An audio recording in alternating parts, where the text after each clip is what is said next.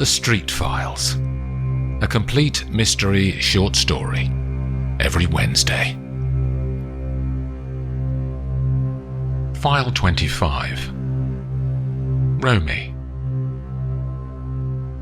The sun is trying to break through a low cloud base over London as Olivia and Poppy Street walk up the steps from the modernist Westminster Tube Station and turn left towards the river. The Big Ben bell is sounding 10 inside the Elizabeth Tower in the air over Westminster, and they turn again down Victoria Embankment. At the reception in New Scotland Yard, Olivia says that they're expected, and they wait for 5 minutes after their bags are searched. Inspector Mirren appears from the security gates, and he takes them inside, then up to an interview room on the 3rd floor, overlooking the Thames. "Thank you for coming," he says. "I'm going to explain a case that we've got to you, then ask for your help." There's a knock on the door, and coffees are brought in by a police constable carrying 3 disposable cups. 3 days ago, we got a call about a missing person from a man called Frank Lynch. His daughter Romy had gone to work 2 days before, just like normal, and she'd not come back home. Frank went around to the places that she would most likely be, her work and her best friend's flat, but no one had seen her. Her boss said she'd not turned up for 2 days, and the woman had messaged her, but she got no reply. "Isn't this just a straight missing person case, Inspector?" says Olivia. "Dreadful, but just one of the many missing persons that you must get reported."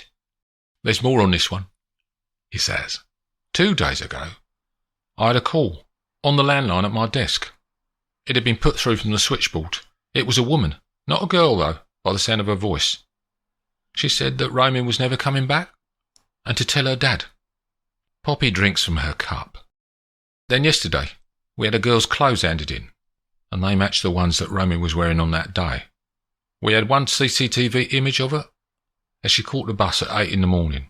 The clothes were in a black plastic bin bag that had been left outside her work. We lifted prints from the bag, and they were her father's." "You had his prints on file?" says Olivia. "He was on an affray charge 5 years ago, but the jury let him off. Insufficient evidence." Olivia turns to Poppy. "Affray is the threat of violence, not actual violence. It's a public order offence. Depending on the severity, it can be tried at a magistrate's court, or with a jury in a Crown Court. As he had a jury, it must have been on the serious end of the affray scale." Olivia turns back to Mirren. "What do you want from us, Inspector?" "We had to arrest the dead on suspicion, but something doesn't add up," he says. "He's got no alibi, and he's not concerned. It's very odd. He's not behaving either like a guilty person does, or like an innocent person does. Can you represent Frank Lynch, Miss Street? He needs a coherent explanation of how his prints got on the bag, or the Crown Prosecution Service will put a case together based on the evidence they have." "At the very least, they could get him on perverting the course of justice, if they can prove he knows more than he's saying," says Olivia. "But if Romy turns up, of course, it all goes away." "Did you get a copy of her phone data from the mobile network?" "Yeah, I'll send it over to you," he says. "It's only her location and timestamps of her messages, of course. We haven't got the handset, so we don't know what the messages actually said. And the location data shows she turned it off at about 8 in the morning the day she disappeared." "And what was her last cell location?" "The station near where she lives." "All right, I'll talk to him," says Olivia. She looks at Poppy. "Let me see Frank on his own, Poppy. But from then on, we'll do this together. We'll need to find out what happened on the day, and where Romy might be now." 20 minutes later, Frank Lynch is brought into interview room 12 on the 4th floor of New Scotland Yard by a dark-haired policeman who shuts the door and stands on guard outside. Poppy waits in the cafeteria upstairs. "Mr. Lynch, I'm Olivia Street. I've been allocated to defend you against any charges that may come out of the discovery of your daughter's clothing, and your fingerprints on the bag that they were in. Do you understand? Yeah. Let's go back to the day that you last saw Romy. The 17th, she says. What time did she leave the house? 7:30. There's only you and Romy living in the house? Yeah, Kath left us 6 years ago. That's Romy's mother, is it? Frank nods. In your own words, tell me what happened after she left home. I went to work. I'm a Sparks, electrician, he says. I'm on a new build estate down in Docklands, so that contract's been a year already. And where do you live? Limehouse, Maroon Street. It was my mum and dad's place. When would Romy normally have got home in the evening? 6-ish, if she's not going out or on a late shift. She's got a best friend, Nicola. She stays there sometimes. It's only 10 minutes from her work. Was she due to stay at Nicola's that night? No. What did you do when she didn't arrive? She says. I called her. No answer. I left messages, 4 or 5. She didn't call me. I phoned Nicola. She was out in town. Romy hadn't called her either. Where does Romy work? An Italian restaurant in Wapping. She's the waitress. Then you reported her missing, but not for 2 days. They say that, don't they? You can't report it for 24 hours because people just turn up. This black plastic rubbish bag was found with her clothes in 2 days ago, says Olivia. Tell me about that. Romy's boss, June, phoned me from the restaurant to say that they'd found this black sack with her clothes in it. June had already told the local police. Did they ask you to confirm that the clothes were your daughter's, and that they were the ones that Romy was wearing when she left home that morning? Yeah. Then they found your fingerprints? Yeah. How do you explain that? I don't. Have you got black plastic bags at home? Yeah, of course, for the bins. So one possibility is that Romy took the bag from home, and that you had previously touched the roll of bags when it was in your house. Yeah, that could be right. He looks more buoyant. This is what I'm going to do, Mr. Lynch. I'll go and talk to the people you mentioned and see what they say. I would like to find Romy if I can, as that would clear everything up. If the police want to interview you again, I need to be in the room, okay? He nods, and Olivia stands up. Then she knocks on the door to be let out. She collects her daughter from the cafeteria and they head out from New Scotland Yard, then disappear into the underground. They emerge at Wapping Station and walk the 5 minutes to Lalla Dolorosa, the restaurant where Romy works, on a street called Wapping Wall. They walk along original cobbles from a time when this road was part of what had been the biggest docks complex in the world. The tall brick ex-warehousing rises up either side of the roadway, now containing exclusive apartments for well-off Londoners. The restaurant isn't open and they knock on the window before a woman opens the door who has brunette hair tied back and all black clothing. "We're not open until 12, she says.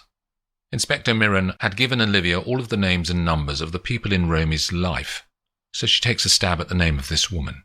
"Are you June Salter?" "Yes, that's me." "We're representing Frank Lynch. I'm Olivia Street, and this is my daughter Poppy. Could we come in and chat?" June seems reluctant, and she narrows her green eyes. "We're just setting up." "You're Romy's manager, is that right?" She nods, but seems to want them to go. "It'll only take a few minutes. We're all interested in Romy's safety, aren't we?" June's face is neutral, but she opens the door wider and they walk inside. There are 2 waiters laying cutlery on the tables. Pools of light illuminate the Victorian brickwork and the industrial ironwork in the restaurant to create a cool and muted space for the clientele to eat. June indicates one of the tables, and they all sit. "On the 17th, Romy was due in to work, but didn't turn up. Did you call her mobile?" "Yes, no answer." Voicemail or unobtainable? Says Olivia. Voicemail. You left a message? She nods. Saying what? To call me urgently. We only had 2 waiting staff on shift, and she was one of them. We'd struggle with only one person. And you heard nothing back from her either then or since? Says Olivia. Radio silence. What was she like? 19, pretty, confident, says June. Customers liked her, you could tell. And her temperament? Normal, happy, the same every day. That's unusual, isn't it? Says Olivia. Most people have moods, don't they? If only small ones. Do you think she was maintaining a calm demeanour to be professional? June takes a large sigh. Maybe. Poppy excuses herself to go to the bathroom, but it's part of the plan that she and Olivia had devised on the journey so that she can talk to the staff in this place. The 2 waiters are halfway through their preparation work and are standing by the till, checking that the right menus are out. They're both fair-haired and brown-eyed, but one is 4 inches taller than the other. We're trying to find Romy, says Poppy. You haven't seen her? The boys both shake their heads, and the taller one walks away with a handful of damask napkins. What do you think happened? She says to the shorter one. Got mixed up in something, I reckon, he says. Like what? She was acting funny the day before. It was just her and me on shift. It was Abe's day off. He nods across to the taller waiter. What's your name? Says Poppy. Mitch. Romy was acting funny, you said. Mitch? In what way? She kept getting messages and going out to make calls. We're not supposed to use our phones when we're on shift. June doesn't like it. Usually Romy never breaks the rules, but she was in and out that day. She kept going to the riverside, but June didn't see her. Can you get out of the place on the riverside? No, but there's a private dining room right on the water, and doors you can open, so guests can have the river right next to them. But the private dining room wasn't booked that day. Has no one ever tripped and fallen in? Says Poppy. No, there are bars across, but the owner comes in that way. He's got a boat, brings his guests in from his private jetty along the bank. It's only about 1 minute away. It's all a show, really. What's his name? Says Poppy. Benjamin Hurst. He's got 3 restaurants across London. He always asks Romy to serve him and his table when he comes in. Since that day, says Poppy, you haven't seen her or had messages from her? We're not mates, really, just colleagues. The other 2 are closer to her. Abe over there wants to go out with her. And June, the manager, she trusts her. Romy has a spare set of keys, so she can open up if June is delayed in the morning. Look, sorry, I need to get on. Poppy smiles as he picks up wine glasses to distribute, and she goes to the bathroom. When she comes out, the taller waiter, Abe, is adding red tulips to vases on the tables, and Poppy decides to push him a bit harder. Was Romy a friend of yours, Abe? When she says his name, he looks up and scans his eyes across her features. Kind of. She was all right. Poppy waits for him to select more words about Romy. She was funny, intelligent. When was the last time you asked her out? He stops again before he replies. Last week. Were you phoning her on her day off, trying to get her to meet up? Poppy can see that her guess is near the truth. She turned you down, did she? He is silent now. It's not illegal, mate, she says. Do you know where she is? Of course not. His eyes react this time as he speaks. All right, no need to get spiky. Just leave us alone to get on with our lives. His raised voice has attracted June, and she walks over. The boys have no time to talk to you, she says sternly. She holds up her arm to indicate that Poppy should walk back to the table where Olivia is still sitting. June unceremoniously bundles the mother and daughter out of the front door and is quick to shut it behind them. Ruffled some feathers, did you, Poppy? Says Olivia, as they start to walk along the old street outside. That tall waiter, Abe, Wanted a date, Romy? And you heard his reaction when I asked for more details. It felt like he was hiding something. Did June say anything more to you after I'd gone? Says Poppy. That she's leaving the job in a week. Why? She was opaque about her reasons. It felt she was not being completely open either. The waiters also told me that the Lala de la Rosa restaurant is owned by some rich guy who lives near here. Benjamin Hurst? He's one of the names on the list I was given by Inspector Mirren, says Olivia. She pulls out her phone and finds the email from the policeman. Here he is, Benjamin Hurst. Flat 9, Tidal Wharf Buildings, 17 Wapping Wall. That's just over there, says Poppy. They walk to the block of apartments and press the bell for flat 9. Yup. It's a man's voice from the grill. Mr. Hurst, Olivia Street, I'm a lawyer. We're trying to find an employee of yours. Romy Lynch. She works in Lala de la Rosa. Can we talk? The buzzer sounds, and the grey plate glass front door clicks open by a millimetre. The lift takes them to the 5th floor. When the doors open, they both step out, onto thick cream carpet. There are only 2 doors in the hallway, one marked stairs, and one marked 9. Olivia knocks. When the door opens, the man they see is handsome and in his 30s, with blue eyes, dark brown hair, and wearing a black business suit, white shirt, and no tie. Come in, he says. His voice is velvety smooth. When they walk into the lounge, the view is all river, stretching out to the east and to the west, as far as they can see. On the horizon, the Canary Wharf towers pepper the skyline. Tea? He says. They accept and he walks out, then returns in less than a minute, with 3 mugs that are red, white and blue. Please, he says, and extends an arm out to one of the tan sofas in the room. The women sit, and he does too. Romy Lynch, Mr. Hurst, begins Olivia. She disappeared 5 days ago. He holds his face in a friendly but non-committal way. You must have seen her in the restaurant? He pulls his eyebrows together. Sure. You always asked for her when you ate there? Says Poppy. Blonde hair, pretty. He watches Poppy as she talks, and leaves an air gap after she stops. Yeah, I know her. When was the last time you saw her? It's all right, Ben. A woman's voice rolls across the room from the bedroom door, and she walks over the cream carpet to stand near them. I'm Romy. Are you here of your own free will? Says Olivia. Yeah. Ben and I are together. Why haven't you told your dad that you've left home?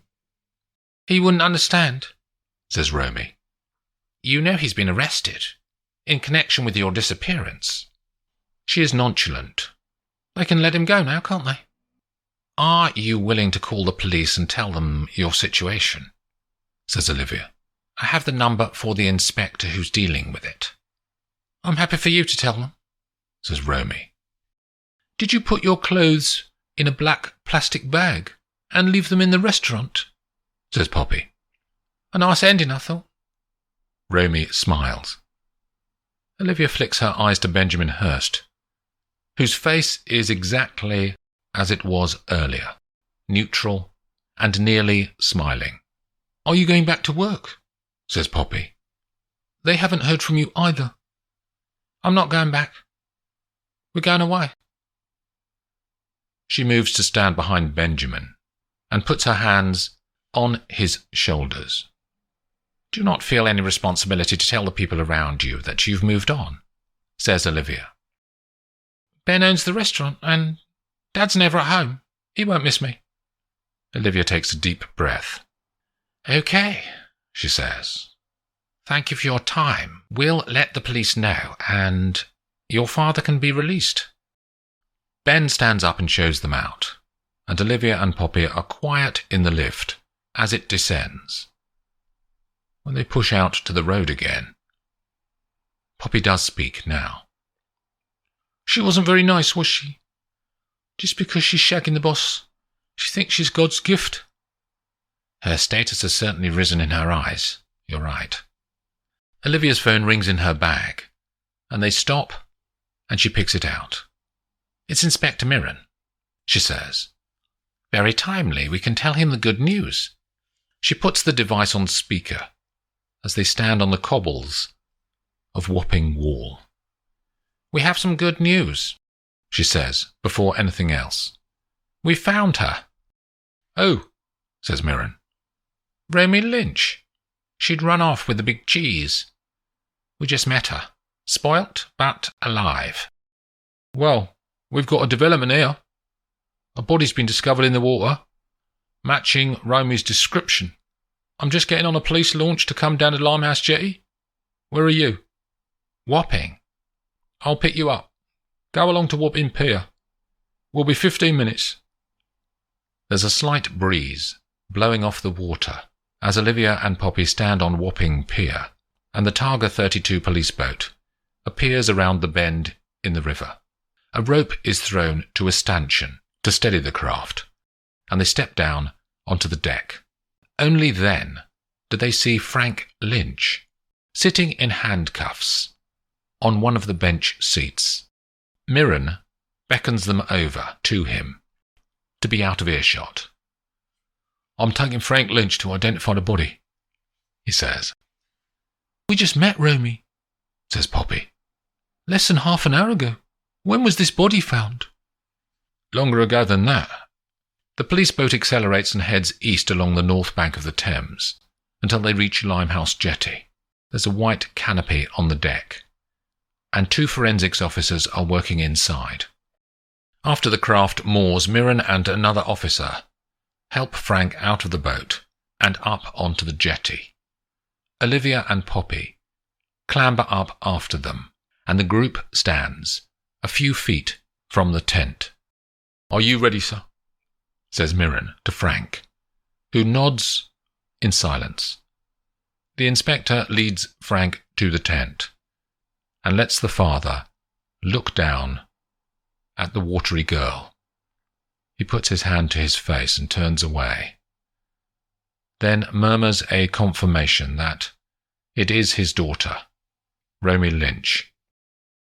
The police officer with Mirren takes Frank back down into the boat, and the inspector stands in front of Olivia and Poppy.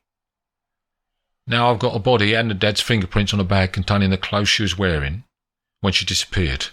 Case closed, I reckon. Have you got half an hour to spare, Inspector?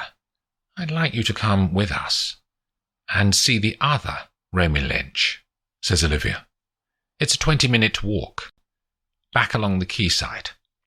Mirren shouts down instructions to the other officer to take Frank back to Scotland Yard, and Mirren, Olivia and Poppy begin their journey along Narrow Street, then eventually back to Wapping Wall. They press the doorbell to flat 9, but there's no answer. You didn't take this girl's photo, I suppose, did you? Says Mirren, looking frustrated. No, we didn't. We believed her. Let's try the restaurant, says Poppy. Maybe they can shed some light. The group walk to Lala Dolorosa and walk in.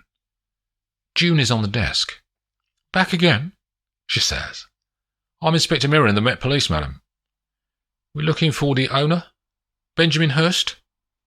He's in the private dining at the back. Let me tell him that you're here. While they wait at the front of the restaurant, Poppy pretends to be going to the bathroom again, and she quietly moves further into the room. She can see the private dining, and June talking to Benjamin Hurst. He jumps up from his seat at the table and moves to the back of the room, where the French windows look out over the water. She sees him reach over to take the hand of the young woman who said that she was Romy Lynch when they met earlier. Benjamin pulls the girl towards the French windows. Mum, Inspector, he's there, and the girl. They all run through and into the private dining. Only June is left in the room, and Poppy runs to the French windows. "He's got a boat!" Mirren pulls out his phone to call the Marine Policing Unit who patrol the Thames, and tells them to stop the boat with Hurst and the girl on board. The headquarters of the River Police is only 5 minutes away, in Wapping Police Station, so the three of them hurry out of the restaurant to get to the operations room in the police station. For 20 minutes, everyone watches the camera feeds along the Thames as the police launch gives chase. Eventually, the radio circuit from the boat crackles across the speakers in the room to say that they have stopped and apprehended the occupants, and that they're being brought back to Wapping HQ. Hurst and the fake Romy arrive and are put into an interview room. "You can both come in with me," says Mirren, to Olivia and Poppy, and they walk in and sit down opposite the prisoners. "I'm Inspector Mirren of Scotland Yard. I know that you're Benjamin Hurst, sir, but would you identify yourself, madam?" He looks at the fake Romy. She sighs and looks at Benjamin, then back to Mirren. "Nicola Peters, Romy's best friend," says Poppy. The girl looks sad for a fleeting moment. "Why did you pretend to be Romy when we called at Mr. Hurst's apartment, Nicola?" "We hadn't planned what to say." "And why did you need to plan what to say?" Nicola and Benjamin exchange another glance. "Mr. Hurst," says Mirren, "were you involved with or know anything about the death of Miss Romy Lynch?" After a second, Benjamin says, "It was an accident." "Tell us in your own words," says Olivia. "I knew Romy as she was a waitress in the restaurant. I liked her, and always asked for her to serve me and my guests. One evening, June Salter, the manager, had gone early, and Romy had the keys to lock up. My guests left, and it was only Romy and I in the place. I invited her back for a drink in my apartment, and we ended up in bed." He looks at Nicola again. "That was 2 months ago. We slept together again 6 times after that.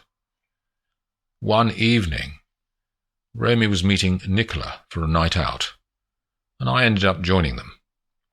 The three of us had a good time. We went to eat in town, and at some stage I asked Nicola for her number. We met up a few nights later, and we slept together too. 4 days ago, Nicola had stayed over at my apartment.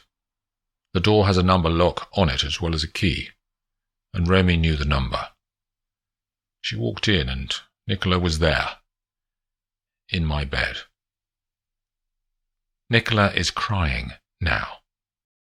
"The girls fought. I tried to pull them apart. Romy fell and hit her head. She died there and then. We didn't know what to do." "You could have called the police, Mr. Hurst," says Olivia. "That's the law." "How did she get into the water?" says Poppy. "I used my boat. We tied her up in a sheet, then took her out in the middle of the night. We let her slide into the Thames. It's tidal here, so I thought she'd be carried out to sea." "We'll get someone in here to type up your statement, sir," says Mirren. He calls in a constable who is outside, and Nicola is moved to another interview room for her statement. Back in the operations room, Olivia says, "We'll leave you to it, Inspector. A sad ending." "Any death is sad," he says.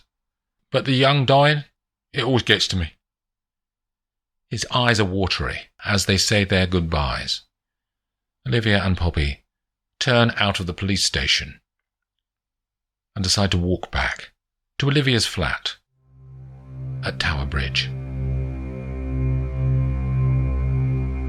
The Street Files, a complete mystery short story, every Wednesday.